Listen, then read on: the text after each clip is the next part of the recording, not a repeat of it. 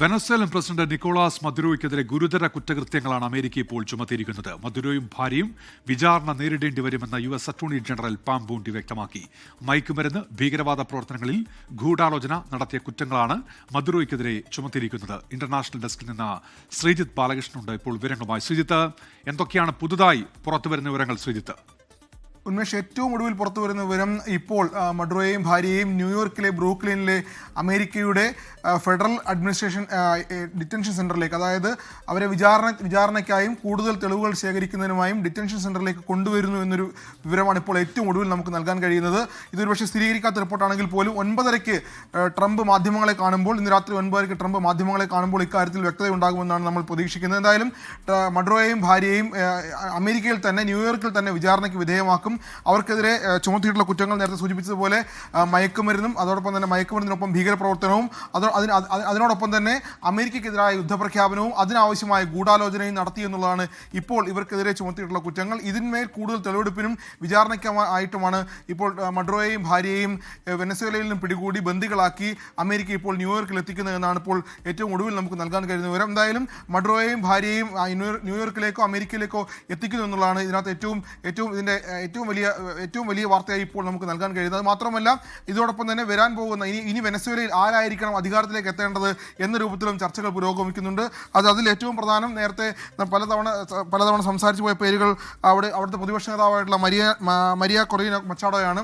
അവരുടെ പേരിനാണ് ഇപ്പോൾ അവിടെ ആരായിരിക്കും അധികാരത്തിൽ വരണമെന്ന് അമേരിക്കയാണ് തീരുമാനിക്കുന്നതെങ്കിൽ മച്ചാഡോയുടെ പേരായിരിക്കും അമേരിക്ക പരിഗണിക്കുക. പക്ഷേ ഒരുപക്ഷെ ഇതിനൊക്കെ അപ്പുറത്തേക്ക് വെനസ്വേലയിൽ ഇപ്പോഴും മഡുറോ തന്നെയാണ് ഞങ്ങളുടെ നേതാവ് എന്ന രൂപത്തിൽ വെനസ്വേലൻ സർക്കാർ ഇപ്പോഴും ഔദ്യോഗികമായി പ്രഖ്യാപനങ്ങൾ നടത്തുന്നുണ്ട്.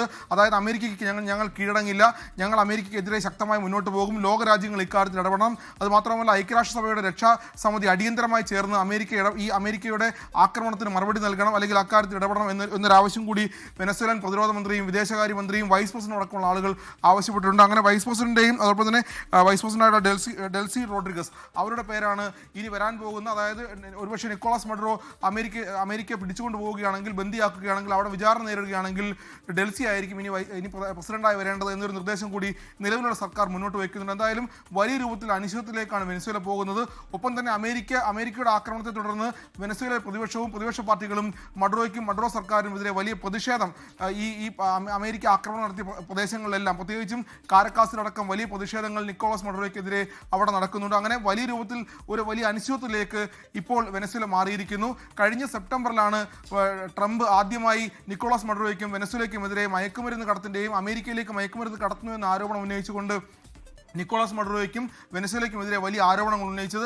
അത് ആദ്യം ആരോപണങ്ങളായിട്ടും പരസ്പരം വാഗ്വാദങ്ങളുമായി മുന്നോട്ട് പോയെങ്കിലും പിന്നീട് അതൊരു വലിയ ആക്രമണത്തിലേക്ക് മാറുന്നത് കഴിഞ്ഞ ദിവസങ്ങളിലാണ്. അങ്ങനെ 100ഓളം പേരാണ് കരീബിയൻ കടലിൽ അമേരിക്കയുടെ ആക്രമണത്തിൽ ഒരുപക്ഷെ കൊല്ലപ്പെട്ടിട്ടുള്ളത്. പിന്നീട് ഇങ്ങോട്ട് നമ്മൾ കണ്ടത് ഇന്ന് വലിയ യുദ്ധപ്രഖ്യാപനവും കാരക്കാസിൽ വലിയ ആക്രമണവും നടക്കുന്നു. ഒരു പ്രസിഡന്റിനെയും അദ്ദേഹത്തിന്റെ ഭാര്യയും അവരുടെ പ്രസിഡന്റിന്റെ ഔദ്യോഗിക വസതിയിൽ നിന്നും അമേരിക്കൻ സൈന്യം പിടിച്ചുകൊണ്ടു പോവുകയും ചെയ്യുന്നു. ഇനി ഒരുപക്ഷെ അവർ വിചാരണയ്ക്ക് വിധേയരാക്കപ്പെട്ടേക്കാം. ഉന്മേഷ്.